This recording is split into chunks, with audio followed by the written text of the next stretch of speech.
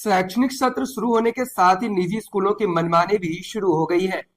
एक तरफ जहां अभिभावक अपने बच्चों का भविष्य बेहतर बनाने के लिए उन्हें अच्छी शैक्षणिक संस्थान में नामांकन करवाते हैं, तो वहीं दूसरी ओर वही शिक्षण संस्थान उनसे शिक्षा के नाम पर हजारों की लूट करना शुरू कर देते हैं।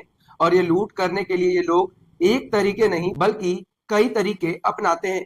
पहले तो आप इस किताबों और स्टेशनरी के बिल को देखिए। इसमें आपको कहीं 5,000 से अधिक, तो कहीं 4,000 से अधिक, तो कहीं 3,000 रुपए से अधिक के कुल बिल दिखेंगे। इतना ही नहीं, ये बिल कुछ अभिभावकों के कंप्लेंट के बाद सामने आ पाए।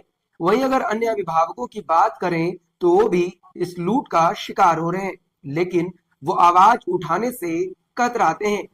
क्या कारण हो सकता है कि कुछ अभिभावक इस मामले पर बोलने में आनाकानी करते हैं? अब सवाल उठता है कि जब एनसीईआरटी किताबें बहुत ही कम कीमतों में आ जाते हैं, तो फिर बाजार से दूसरी किताबें खरीदना कितना जायज है?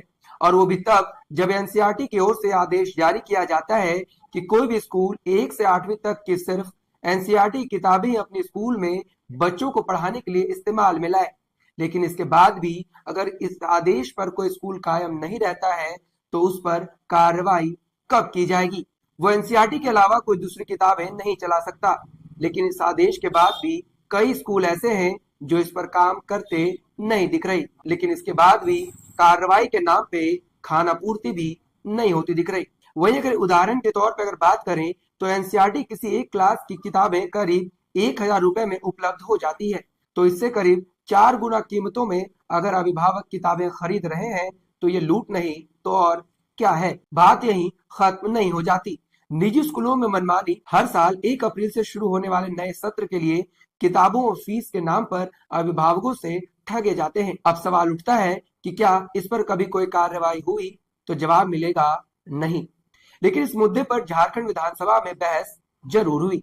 इसकी शुरुआत डुमरी विधायक जयराम महतो ने की, जिसमें उन्होंने अपने बयान में कहा कि प्राइवेट स्कूल और प्राइवेट अस्पताल एक आम आदमी को गरीबी से दरिद्रता की ओर लेकर जा रही है। वहीं सोमवार को झारखंड विधानसभा के बजट सत्र में प्राइवेट स्कूल की मनमानी और रीएडमिशन के नाम पर फीस में बढ़ोतरी का मामला उठा।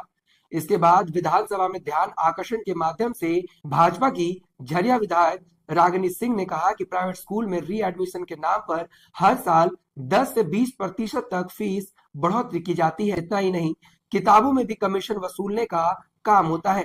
स्कूल की ओर से किसी खास दुकान से ही किताब और ड्रेस खरीदने के लिए कहा जाता है। रागिनी सिंह ने आगे कहा कि प्राइवेट स्कूल गरीब का खून चूसने का काम कर रहे हैं। इस सवाल का जवाब देते हुए शिक्षा मंत्री रामदास सोरेन ने बताया कि प्राइवेट स्कूल की मनमानी रोकने के लिए शुल्क समिति का गठन स्कूल में किया जाता है, जिसमें परिजन के साथ साथ स्कूल के शिक्षकों को भी कमेटी में रखा जाता है। इसके अलावा जिला में भी कमेटी बनाई जाती है। जिला कमेटी में उपायुक्त, सांसद और विधायक रहते हैं।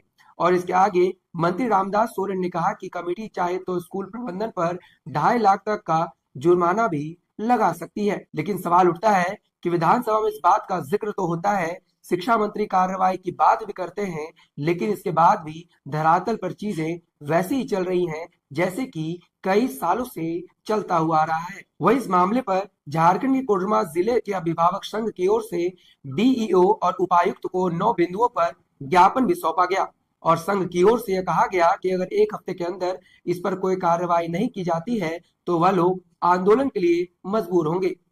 अब सवाल उठता है कि क्या चीजों में बदलाव होगी? क्या अभिभावक लूट के शिकार अब नहीं बनेंगे? क्या अभिभावक बच्चों की पढ़ाई को कम कीमतों में पूरा करवा पाएंगे? हालांकि बहुत जल्द इस मामले पर अभिभावक संघ के संरक्षक अध्यक्ष समेत अन्य व्यक्तियों की बिंदुवार तरीके से बातों को जानने के लिए हमारी टीम कोशिश करेगी और शिक्षा के नाम पर हो रही लूट को रोकने की पुरजोर प्रयत्न भी करेगी, जिससे कि आगामी समय में बच्चे अपनी शिक्षा को आसानी से पूरा कर सकेंगे।